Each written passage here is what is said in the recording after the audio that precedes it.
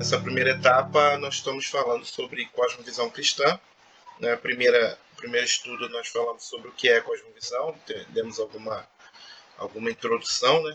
Falamos sobre que cosmovisão é um compromisso que nós temos, né? Com aquilo que nós entendemos que é o mundo, né? Não é apenas a forma de enxergarmos o mundo, mas o compromisso que nós traçamos com a realidade de acordo com aquilo que nós entendemos que é a realidade. E hoje eu quero falar um pouquinho, continuar ainda falando sobre cosmovisão, mas eu quero falar a respeito do entendimento nosso cristão reformado do ser humano. E por isso que eu dei o tema de o velho humanismo, porque nós vamos tratar questões diferentes ao humanismo e como que nós relacionamos com isso hoje. Mas para a gente iniciar, quero fazer a leitura do texto de Gênesis, capítulo 4, do versículo 8 ao 16. Gênesis 4, do 8 ao 16.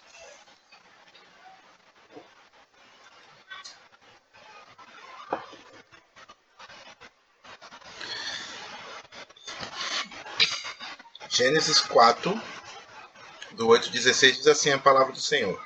Disse Caim a Abel, seu irmão: vamos ao campo. Estando ele no campo, sucedeu que levantou Caim contra Abel, seu irmão, e o matou. Disse o Senhor a Caim: onde está Abel, teu irmão? Ele respondeu: não sei. Acaso sou eu tutor de meu irmão? E disse Deus: que fizeste? A voz do sangue do teu irmão clama na terra a mim. És agora, pois, maldito sobre toda a terra, cuja boca se abriu para receber de tuas mãos o sangue do teu irmão. Quando lavrares o solo, não te dará ele a tua força. Serás fugitivo e errante pela terra. Então disse Caim ao Senhor: é tamanho meu castigo, e já não posso suportá-lo. E eis que hoje me lanças da face da terra, e da presença hei de esconder-me. Serei fugitivo e errante pela terra. Quem comigo se encontrar, me matará. O Senhor, porém, lhe disse: assim, qualquer que matar Caim será vingado 7 vezes. E pôs o Senhor um sinal em Caim, para que não ferisse de morte quem quer que o encontrasse. Retirou-se Caim da presença do Senhor e habitou na terra de Nod, no oriente do Éden. Logo de início, eu quero falar com vocês, ler com vocês essa belíssima frase do estudioso chamado Anthony Huckman. Ele diz assim: à medida que a crença em Deus se torna rara, a crença no ser humano está tomando o seu lugar. Assim, estamos testemunhando o surgimento de um novo humanismo. Esse livro, né, Criados à Imagem de Deus, ele é um livro antigo, mas ele já tratava do problema de existir um humanismo como uma crença, de olhar o ser humano como se fosse o próprio Deus. E essa anomalia, essa distorção da realidade está nos nossos dias até hoje. Não vamos nos enganar. Por isso que eu chamo o humanismo de um antigo inimigo da fé. É antigo porque isso já tem tempo, né? O próprio Huckman estava falando nisso há muito tempo, e ainda existe nos nossos dias ainda esse inimigo trabalhando. Agora, o que é um humanismo em essência? O humanismo essencialmente é a valorização do humano. Aí se você parar e pensar e falar, João, mas aí não existe nada de errado valorizar o ser humano. Sim, porque Deus criou o ser humano à sua imagem e semelhança. Isso é um dos valores que, inclusive, o movimento reformado, o movimento da reforma protestante no século XVI, vem trazendo à tona, que o ser humano foi criado à imagem de Deus. O problema foi a distorção que colocar o homem no centro de todas as coisas criou. O humanismo em si tem uma proposta inicial boa, de valorizar o ser humano. Mas, como ele é aplicado no mundo caído, e tudo que é aplicado nesse mundo, por causa do pecado, por causa do que aconteceu lá em Gênesis 3, né, com a queda do homem, tudo que é aplicado no mundo caído tem distorções, tem inclinações pecaminosas. Lá no Éden, Adão e Eva elegeram a referência para o seu comportamento, ou seja, o seu próprio desejo. Aquilo que ele achava que era agradável e desejável, essa expressão que está lá, quando a serpente manda a Eva comer o fruto, né? Fruto proibido. E ela vê que é agradável e desejável, ela vai e toma para si. Ela ignorou que Deus falou, não deve usar, não deve tomar para si esse fruto. Ela ignorou o que Deus falou. Ela apenas usou aquilo que era agradável e desejável para ela. E isso vai sendo repetido na história dos seus filhos. O texto que nós acabamos de ler, nós vemos Caim fazendo aquilo que o seu coração pedia. Ele ficou revoltado, ele ficou chateado porque Deus não aceitou o seu culto, sendo que ele estava oferecendo um culto contrário àquilo que Deus determinou que era culto, e Deus não aceitou um culto que não foi determinado por ele. O que ele fez? Ao invés de se arrepender, ao invés de dominar o seu desejo, como o próprio Deus disse para ele, lá no capítulo 4, ao invés de se arrepender e fazer de novo da forma correta, ele foi lá e matou seu irmão. Ele não dominou o seu desejo, pelo contrário, ele deu vazão ao seu desejo. Por isso que eu falo que o humanismo ainda está por aí. Uma das maiores dos discursos, né, que existe hoje no mundo é: você precisa se aceitar, você precisa se libertar, você precisa dar vazão aos seus desejos. Nada contrário, mais contrário do que a Bíblia, do que um discurso como esse. O que então é preciso considerar? Primeiro, o pecado sempre vai dar forma ao ser humano caído. O pecado sempre vai dar forma ao ser humano caído. Segundo, crentes sinceros são santos e pecadores ao mesmo tempo. Uma das coisas que nós devemos levar em consideração. Terceiro, o mundo inteiro sofre influência do pecado. Essas verdades, meus irmãos, são muitas vezes ignoradas. Muitas vezes porque procuramos perfeição, às vezes no outro, ou muitas vezes também porque queremos desistir do outro por causa de tanto pecado que encontramos nele. Mas mesmo nós que já somos redimidos pelo sangue de Jesus Cristo, ainda estamos na condição de santos e pecadores. Apesar de não sermos mais escravos do pecado, ainda temos a influência do pecado na nossa vida. Bom, como conhecer então um homem? E aí entra o nosso assunto que nós estamos tratando aqui, né? Mais uma vez achei um erro na minha projeção aqui. Você já ouviu falar do termo aqui, né? Terno não, tá, gente? Terno é outra coisa. O termo cosmovisão, né? O que é, então, o termo cosmovisão? É aquela ideia de você orientar a sua visão de mundo e se comprometer com aquilo que você entende no mundo. É uma forma de você enxergar as coisas de acordo com os pressupostos que você escolheu como verdade e, ao mesmo tempo, abraçar aquela verdade para a sua vida. Então, aquilo que você entende vai delimitar aquilo a forma com a qual você vive. Isso é cosmovisão. Agora, como desenvolver uma cosmovisão cristã? Porque se eu botar um óculos amarelo, eu vou ver o mundo em amarelo. E aí eu vou me comprometer achando que, por exemplo, se eu estou com óculos amarelo, a minha Bíblia que é preta vai se tornar amarelo. Agora, como que eu posso usar um óculos que vai me ajudar a enxergar a realidade, ou seja, um óculos de grau realmente que vai corrigir a pecaminosidade do meu estigmatismo espiritual, por aí dizendo. Como que eu vou fazer isso? Estudando doutrina, estudando a palavra de Deus. E aí, tecnicamente eu posso dizer, estudando teologia, ou simplesmente entendendo qual é a boa, perfeita e agradável vontade de Deus. Bom, então vamos lá. Como que nós vamos confrontar as expressões humanistas com a doutrina reformada?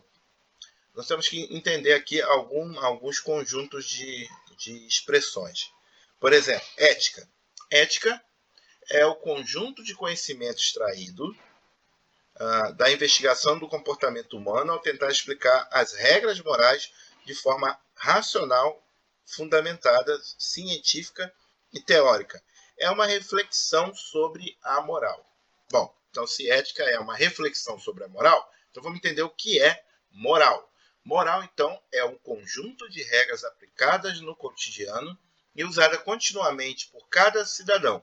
Essas regras orientam cada indivíduo norteando as suas ações e seu julgamento sobre o que é moral ou imoral, certo ou errado, bom ou mal. Então, eu explicasse melhor. Se moral é um conjunto de regras aplicado ao cotidiano, a ética seria a análise dessa moral, desse conjunto de regras. Se a moral me diz o que é certo e o que é errado, a ética seria uma reflexão a respeito disso que me diz que é certo e o que é errado.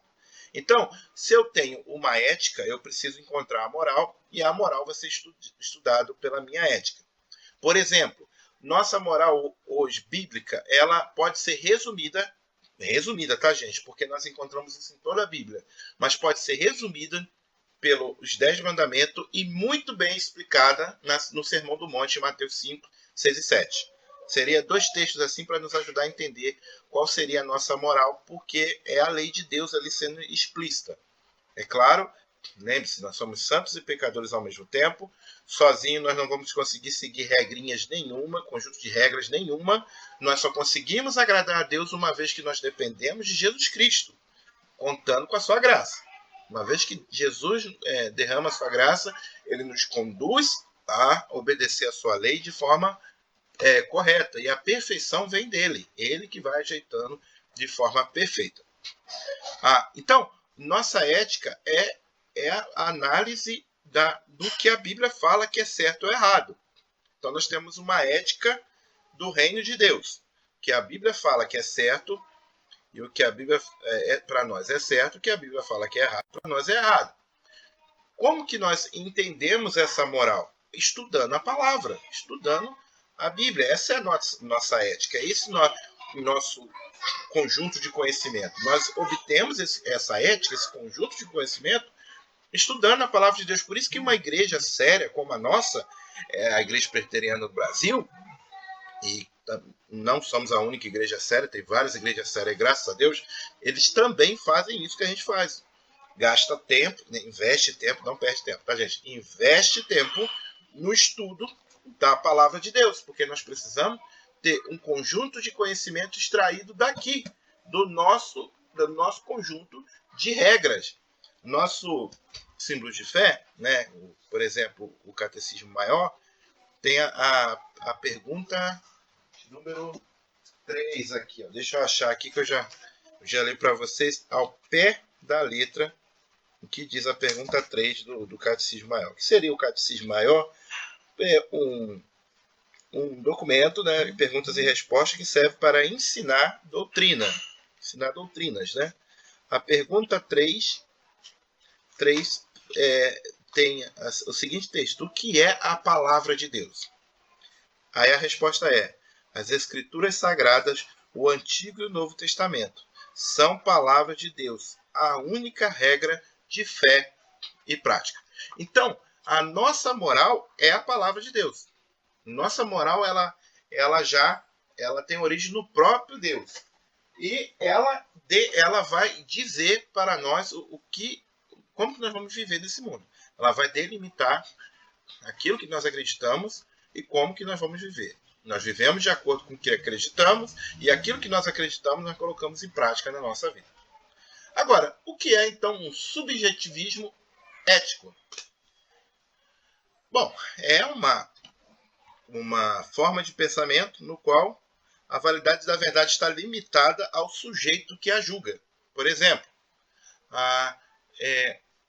você pensa, há tempos atrás, adultério já foi crime no Brasil. E hoje em dia ninguém é preso por trair a esposa ou trair o esposo. Deveria, né? Mas ninguém é preso, não. Mas já foi. Então, essa questão da ética secular, vamos dizer assim, ela é subjetiva, depende do tempo. Porque antes se prendia por quebrar a lei de Deus, que é o 7º mandamento: não adulterarás. Hoje não. Então, pelo subjetivismo ético, hoje não é errado trair a esposa. Porém, como existe uma moral na lei demonstrada, expressada na lei de Deus, e essa lei é eterna, continua ainda para nós, crentes no Senhor Jesus, continua sendo pecado o adultério. Então, o subjetivismo ético é validado de acordo com o pensamento daquele que está julgando. Se o camarada fala assim, não, hoje em dia é permitido, né, ter o namorido ou ter namoro esposa, né, não sei nem como é que chama, né? Não, é permitido namorar e ter intimidades, né? Por quê? Porque são outros tempos. Então, sabe, hoje é diferente. Aí você olha a lei de Deus fala que isso é pecado, né? Chama de fornicação e fala que isso é contrário à santidade de Deus. Deus criou essas coisas para o casamento. Então, aí a pessoa olha, não, mas tá vendo? Tá errado. Hoje os tempos de hoje pede uma moral mais frouxa. Só que a palavra de Deus ela é eterna. A moral da palavra de Deus ela não é subjetiva. Pelo contrário, ela é objetiva porque ela parte do próprio Deus. Agora, vamos ver o que Romanos 3,12 diz sobre isso. Eu vou ler o texto aqui.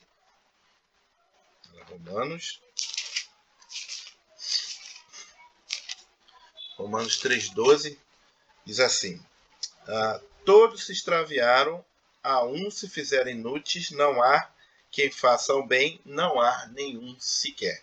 Esse texto traz a nosso conhecimento da realidade que o subjetivismo ético ele é um engano porque a nossa ética já estava viciada para o lado errado. É como se fosse um carro com pneu careca, puxando para um lado. É como se fosse um móvel com a perna menor do que... sabe, pensa numa cadeira com uma das 4 pernas menor do que as outras 3. E a cadeira vai ficar tombando, né? Essa é a nossa moral, a nossa ética. Ela é errada por causa da realidade do pecado, por causa da realidade da queda. Por isso, os conceitos considerados do relativismo, do subjetivismo ético, eles não é possível se julgar de forma neutra, como muitas pessoas tentam vender aí. Não, nós temos uma ética manchada pelo pecado. E o que é o relativismo ético, então? Eu, quando falei da questão de história, da cultura, tudo isso que acaba delimitando o que é certo e o que é errado. Por exemplo, se existe cultura que mata a criança, os antropólogos vão falar assim, não, mas é a cultura deles, eles podem matar. Se existe cultura que o marido tem mais de uma mulher, os antropólogos vão falar, não, tem que respeitar lá, porque é a cultura dele. E aí você confronta a cultura com a palavra, você vê os padrões diferentes. Mas no relativismo ético, quando se pergunta o que é o correto, a resposta é depende. Depende de quê?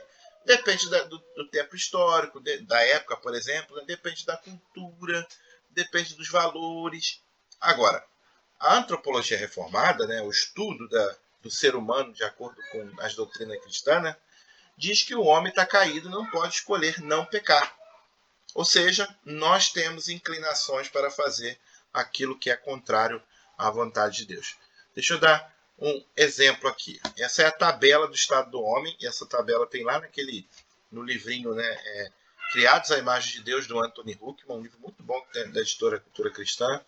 Né, e ela é interessantíssima. Eu estudei esse livro no seminário e eu gosto sempre de dar esse exemplo. Olha o que está acontecendo aqui.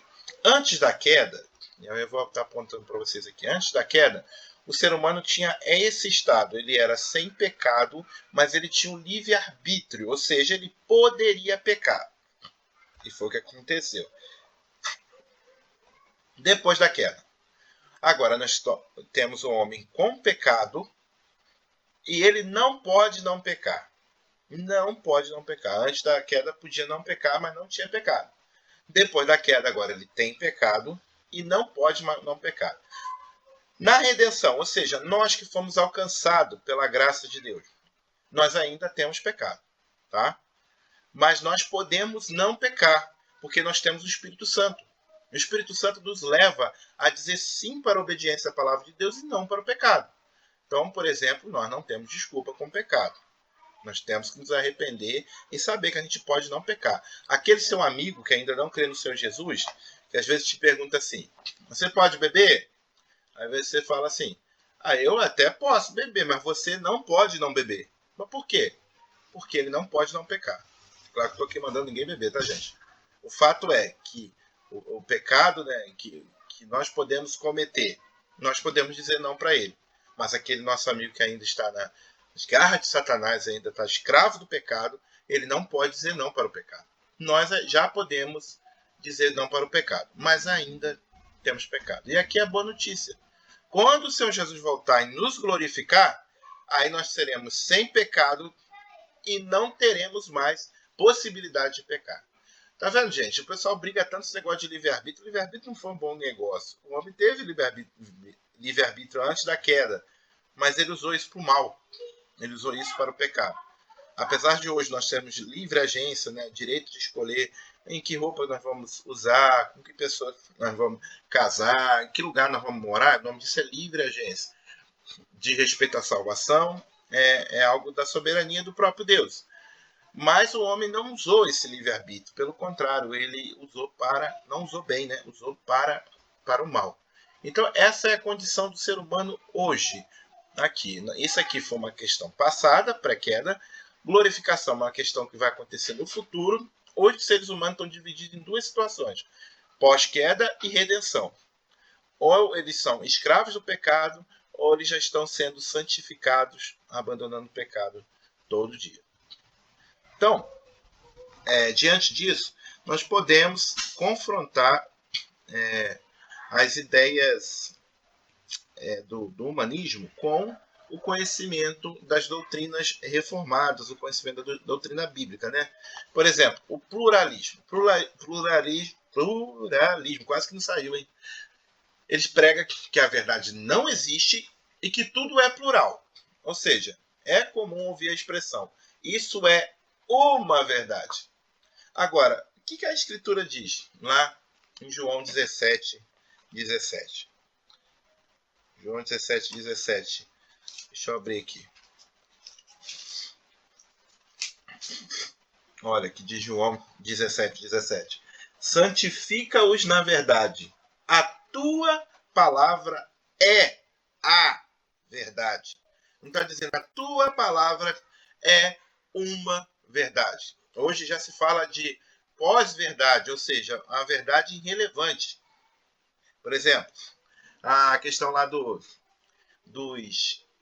atletas transexuais. Você já deve estar acompanhando aí, né, que agora está na moda. Apareceu recentemente uma atleta no vôlei que não ganhava nada quando estava competindo com os homens, e de repente ela falou que era mulher, ele falou que era mulher, e começou a entrar para poder competir com as mulheres e começou a ganhar tudo. Por quê? Porque é um homem, só está lá vestido de mulher e competindo com mulher. E aí, a verdade biológica que diz que aquele ser humano é um homem já não importa mais para esses grupos. Porque eles acham que é irrelevante. Esse é o tempo de pós-verdade. A política aí de várias notícias espalhadas aí contra partido A, partido B, partido C, partido D, e as pessoas não querem nem ver mais se é verdade ou não. E a internet está cheia de notícias falsas aí, nas famosas fake news. Ninguém quer conferir para ver se é verdade, porque a verdade não é mais relevante. Agora, a Bíblia fala que existe uma verdade, e essa verdade é a palavra de Deus.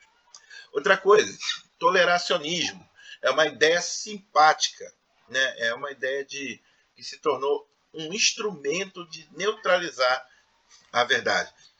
Por exemplo, toleracionismo dá uma ideia de assim, não, essa é a tua verdade, eu respeito, eu tolero, tudo bem, eu vou viver por aqui.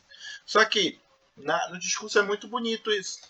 Só que a ideia de tolerância ela se tornou um instrumento para poder apagar aquilo que a Bíblia colocou como verdade. Agora, a nossa cristologia, né, a nossa doutrina da pessoa de Cristo, ela já não suporta essa questão de tolerância. Ela é enfática, ela é absoluta. Ela coloca coisas assim que quebra qualquer tolerância. Tipo, o que Jesus falou lá em João 14,6. Eu sou o caminho, tudo no absoluto, o caminho e a verdade e a vida. E ninguém vai ao Pai senão por mim. Desculpa. Todos os caminhos levam a Deus, né? Você já viu aí uma ideia, dos recursos tolerantes aí que existe no mundo. A Bíblia fala que só existe um caminho que leva a Deus. E esse caminho é Jesus Cristo. Com isso, meus irmãos, nós precisamos entender então que precisamos tirar o humano do trono. Porque o humanismo, o que ele faz? Ele coloca o ser humano como um Deus sentado no trono. E o fato de colocar o ser humano sentado num trono me diz que o ser humano que vai ditar o que é certo e o que é errado. Não são mais os absolutos da palavra de Deus. Não é mais aquilo que Deus fala que é verdade, agora é o ser humano. Então nós precisamos tirar o ser humano do trono e colocar Jesus Cristo no trono do nosso coração. Porque aí Jesus Cristo, através da sua palavra, que vai dizer aquilo que é certo, o que é errado. Outra coisa, ele tem sua moral expressa na Bíblia, resumida no Êxodo 20 e aprofundada em Mateus 5 até o 7, sintetizada em Mateus 22, 37 e 30, que é o texto que fala: amarás a Deus acima de todas as coisas, o próximo como a si mesmo, que é o resumo da lei moral de Deus, né? Mas não podemos esquecer que uma vez que nós buscamos ter a Bíblia como a nossa regra de fé e prática, e entendemos que nós não somos pequenos deuses, pelo contrário, nós dependemos do nosso Deus, e somos criatura criada, sim, a imagem e semelhança dele, mas que o pecado manchou essa imagem e semelhança, nós precisamos contar com a graça de Jesus. Só em Jesus poderemos adorar a Deus e destronar o ídolo chamado eu. Sabe qual é o maior inimigo do João, gente? É o João. O maior inimigo da Luzimar é o Luzimar, o maior inimigo da Isabela é a Isabela. O nosso maior inimigo é o nosso eu. Por isso que, se não me engano, era um pai da igreja que orava: Senhor, livra-me de mim mesmo. Por quê? Porque é o nosso coração que muitas vezes constrói ídolos e nos afasta do próprio Deus. Os nossos desejos, as nossas opiniões, aquilo que nós achamos mais fácil. Mas aí, louvado seja Deus pela sua palavra, que vem nos corrigindo, nos trazendo de volta. Sabe? Que destrona o nosso eu, nosso ego, e coloca lá Jesus Cristo sentado no trono do nosso coração. Diante disso, eu queria traçar algumas aplicações aqui para a nossa vida. Primeiro, o que você tem revelado em conta, o que você tem levado em conta, um erro aqui, que você tem levado em conta na hora de emitir uma opinião e tomar uma decisão. Por exemplo, na hora que você for escolher um namorado, uma namorada, né, um casamento, alguém para casar, na verdade, o namoro é para alguém para casar, ou um lugar para morar, ou uma igreja para ser membro, ou um horário do trabalho, ou um destino do seu dinheiro. O que você tem levado em consideração na hora de tomar sua decisão? São os seus desejos, ou você tem procurado entender qual é a vontade de Deus para a sua vida? Segundo, leve a absoluta vontade de Deus em consideração. Consulte a palavra de Deus e conselheiros, os pais e líderes que possam te ensinar a palavra de Deus.